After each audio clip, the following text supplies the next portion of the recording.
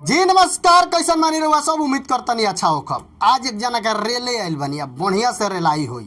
सबसे पहले हम बता दी कि एक जना भौजी बूट की फौजी बूट वाला बड़े उनका के तू लो जानत हो बोलू, जेकर नाम है महेश पांडे।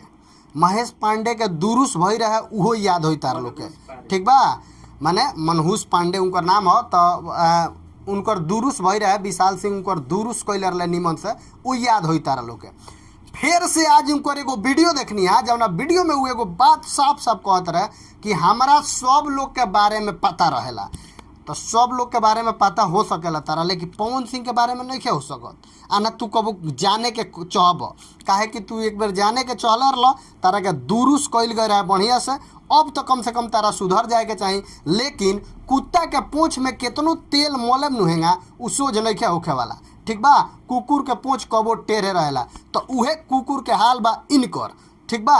तो इनकर उहे हाल बा। एक बार बताओ तरह कि हम बताएम कि कौना कंपनी से सबसे पहले पवन सिंह के गाना आई।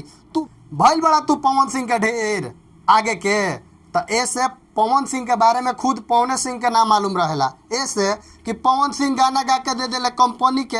अब कंपनी के शेड्यूल बा भाई, ओकर अपन मर्जी बा, गाना खरीद ले बा अपना मर्जी से छोड़ी। हैं एमे तहार कौन दाल गलल बा।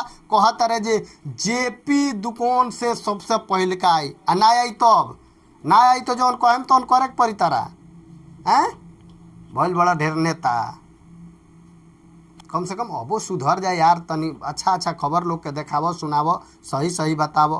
हैं बाकी हम बता दी कि पावर स्टार पवन सिंह के सावन के गाना नहीं खेवो, जौना के लेके फैंस लोग थोड़ा सा बड़ा बेचैन में बालो। लेकिन गाना बहुत जल्दी आई, परसों सावन चढ़ता, तो ओकरा पहले पोस्टर रिलीज कहीं काले होके के चाहिए, ना तो आजे शाम तक होके के चाहिए एगो पोस्टर रिलीज।